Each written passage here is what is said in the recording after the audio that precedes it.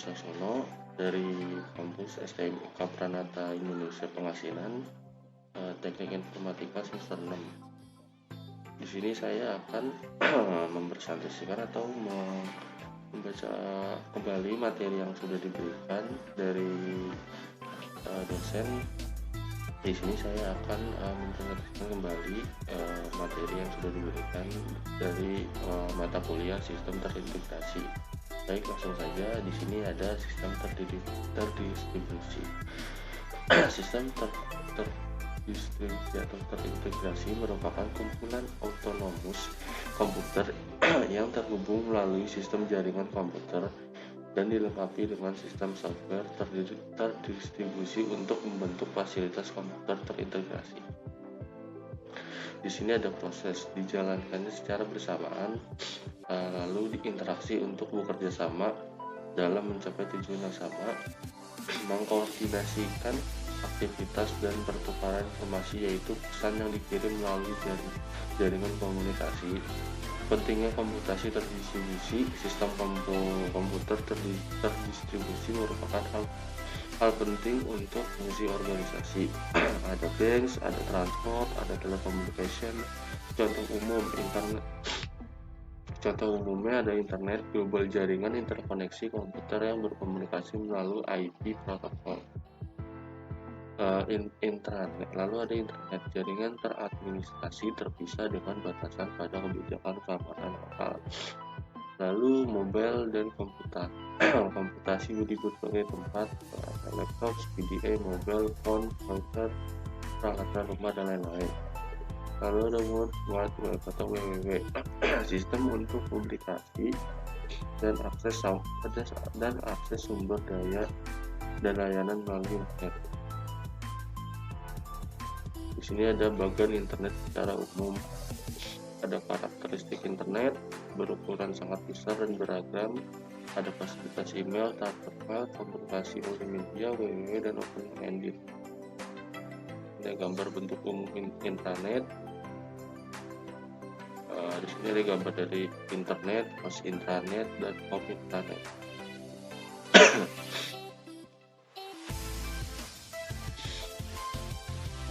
Itu ada www atau World Wide Web, resource sharing seluruh dunia melalui internet berbasis pada teknologi HTML, URL, dan arsitektur client server.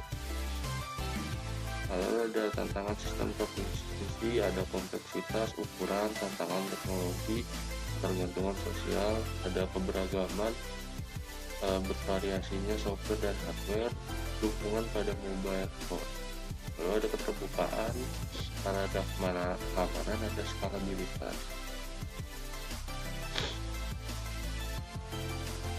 Lalu di sini ada contoh paperless office. Kebutuhan memasukkan dan menyimpan dokumen yang sudah di-scan, menampilkan dan mencetak dokumen ketika diperlukan. Di sini ada perancangan dari terdistribusinya sistem. Ada customer service, scanner, database server, mainframe, dan printer server.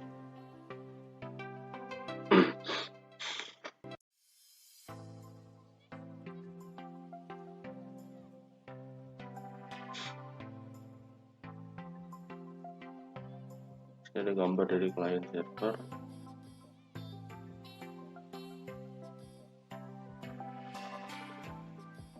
Lalu di sini ada jaringan komputer.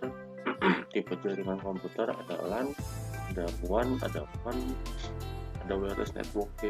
LAN atau local area network, teknologi yang sesuai untuk area kecil, biasanya menggunakan kabel optik.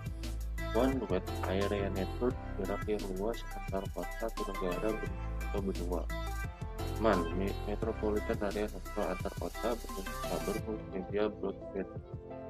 Lalu ada wireless network, WLAN atau WLAN, fasilitas dari kabel, MIS, Wi-Fi, dan Bluetooth. Dibedakan bukan dari jarak, tapi juga dari teknologinya. LAN local area network, bandwidth yang besar, jumlah total data per unit, kilobit per second. Lalu ada WAN, bandwidth rendah, high frequency, satelit, router menambah delay. Lalu ada MAN, range technology. Lalu ada wireless network, WLAN, menggantikan WLAN teknologi. WPN, wireless personal area network. Lalu di sini ada perbandingan dari LAN, MAN, WAN. Lalu di sini ada prinsip jaringan, ada mode transmisi, skema switching, dan kesesuaian protokol. Di mode transmisi ada paket, data streaming. Lalu di skema switching ada broadcast, circuit switching, packet switching, dan transfer relay. Lalu di kesesuaian protokol ada protokol overview. Di sini ada gambar, ada message send dan message receive.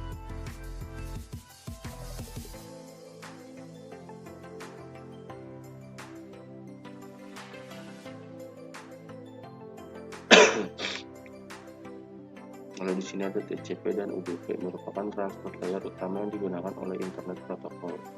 UDP, Connection Less Oriented, menggunakan alamat IP plus nomor port.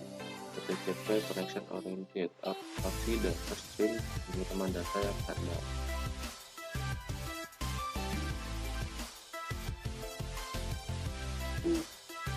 Selanjutnya ada komunikasi data. Komunikasi data adalah bagian dari telekomunikasi yang secara khusus berkenaan dan dengan transmisi atau pemindahan data dan informasi di antaranya komputer-komputer dan piranti-piranti yang lain dalam bentuk digital yang dikirimkan melalui media komunikasi data. Data berarti informasi yang disajikan oleh isyarat digital. Komunikasi data merupakan bagian vital dari suatu masyarakat informasi karena sistem ini menyediakan infrastruktur yang memungkinkan komponen dan komputer-komputer dapat berkomunikasi satu sama lain. Lalu ada komponen komunikasi data, ada pengirim yaitu piranti yang mengirimkan data, ada penerima yang menerima data, ada informasi yang akan dipindahkan, ada media pengiriman, media atau saluran yang digunakan untuk mengirimkan data, lalu ada protokol, aturan-aturan yang berfungsi untuk menyelaraskan hubungan. Di sini ada gambar dari protokol, ada penghantar dan penerima. Protokol dapat diartikan sebagai sebuah aturan yang mengintegrasikan beberapa fungsi yang ada dalam sebuah jaringan komputer, misalnya mengirim pesan, data, informasi, dan fungsi lain yang harus dipenuhi oleh sisi pengirim dan sisi penerima agar komunikasi dapat berlangsung dengan benar. Walaupun sistem yang ada dalam jaringan tersebut berbeda sama sekali, protokol ini menguji perbedaan format data pada kedua sistem hingga pada masalah koneksi listrik. Komponen protokol, aturan atau prosedur, mengatur pembentukan atau pemutusan hubungan, format atau bentuk mengatur proses transfer data. Lalu ada fungsi protokol. Secara umum, fungsi dari protokol adalah untuk menghubungkan sisi pengirim dan sisi penerima dalam berkomunikasi serta dalam bertukar informasi agar dapat berjalan dengan baik dan benar. Sedangkan fungsi protokol secara detail dapat dijelaskan sebagai berikut. Sebagai pertama, fragmentasi dan reassembly. Fungsi dari fragmentasi adalah membagi informasi yang dikirim menjadi beberapa paket data. Pada saat sisi pengirim mengirimkan informasi dan setelah diterima, maka sisi penerima akan menggabungkan lagi menjadi paket informasi yang lengkap. Lalu ada encapsulation. Fungsi dari encapsulation adalah melengkapi informasi yang dikirim dengan address, kode-kode, koreksi, dan lain-lain. Lalu ketiga ada connection control. Fungsi dari connection control adalah membangun hubungan komunikasi dari sisi pengirim dan sisi penerima, di mana dalam membangun hubungan ini juga termasuk dalam hal pengiriman data dan mengakhiri hubungan. Ada flow control, berfungsi sebagai pengatur perjalanan data dari sisi pengirim ke sisi penerima. Ada error control, dalam pengiriman data tak lepas dari kesalahan, baik itu dalam proses pengirim maupun pada proses data itu diterima. Fungsi dari error control adalah mengontrol terjadinya kesalahan yang terjadi pada waktu data dikirimkan. Lalu ada transmission service. Fungsi dari transmission service adalah memberi pelayanan komunikasi data khususnya yang berkaitan dengan prioritas dan keamanan serta perlindungan data. Lalu susunan protokol. Protokol jaringan disusun oleh dalam bentuk lapisan-lapisan layer. Hal ini mengandung arti supaya jaringan yang dibuat nantinya tidak menjadi rumit. Di dalam layer ini jumlah nama, isi, dan isi setiap layer berbeda-beda. Akan tetapi tujuan dari setiap layer ini adalah memberi layanan ke layer yang ada di atasnya. Susunan dari layer menunjukkan tahapan dalam melakukan komunikasi antara setiap layer yang berdekatan. Terdapat sebuah interface. Interface menentukan layanan layer yang dibawa kepada layer yang di atas. Lalu ada standarisasi protokol. Dahulu komunikasi antara komputer dari vendor yang berbeda adalah sangat sulit dilakukan karena mereka menggunakan protokol dan format data yang berbeda-beda, sehingga International Standard Organization atau ISO membuat suatu arsitektur komunikasi yang dikenal sebagai Open System Interconnection atau OSI. Model yang mendefinisikan standar untuk menghubungkan komputer-komputer dari vendor-vendor yang berbeda. Model layer OSI dibagi dalam dua grup, yaitu upper layer dan lower layer. Upper layer fokus pada aplikasi pengguna dan bagaimana file dipresentasikan di komputer. Lalu ada lower layer, adalah intisari komunikasi data melalui jaringan aktual. Ini ada model layer OSI. Upper layer ada application, presentasi, visualization. Lalu lower layer ada transport, network, data link, dan vertical.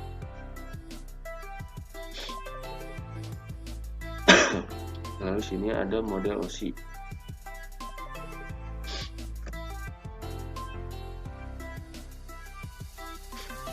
Model OSI atau application keterangannya menyediakan jasa untuk aplikasi pengguna.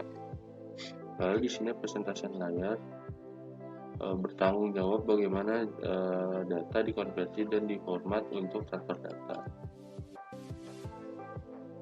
Lalu di sini selanjutnya ada session layer, yaitu menentukan bagaimana dua terminal menjaga, memelihara, dan mengatur koneksi, bagaimana mereka saling berhubungan satu sama lain. Lalu ada transport layer, tanggung jawab membagi data menjadi segmen, menjaga koneksi logika end-to-end antar terminal, dan menyediakan penanganan error. Lalu ada data link layer, menyediakan link untuk data, memaketkannya menjadi frame yang berhubungan dengan hardware, kemudian diangkut melalui media.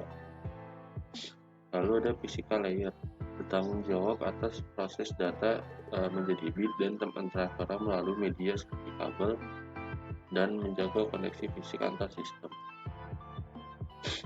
Lalu di sini ada hubungan antar model referensi OSI dengan protokol internet dapat dilihat dalam tabel di bawah. Seperti ini tabelnya.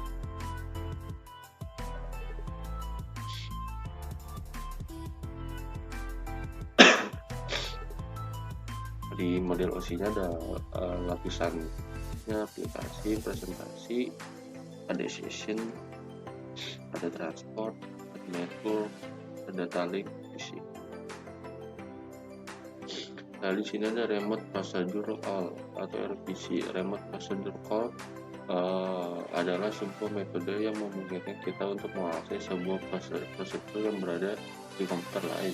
Untuk dapat melakukan ini, sebuah server harus menyediakan layanan remote procedure. Pendekatan yang dilakukan adalah sebuah server membuka soket lalu menunggu klien yang meminta prosedur yang disediakan oleh server.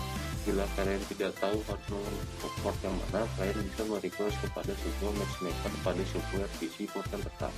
Matchmaker akan memberikan port apa yang digunakan oleh prosedur yang diminta kami.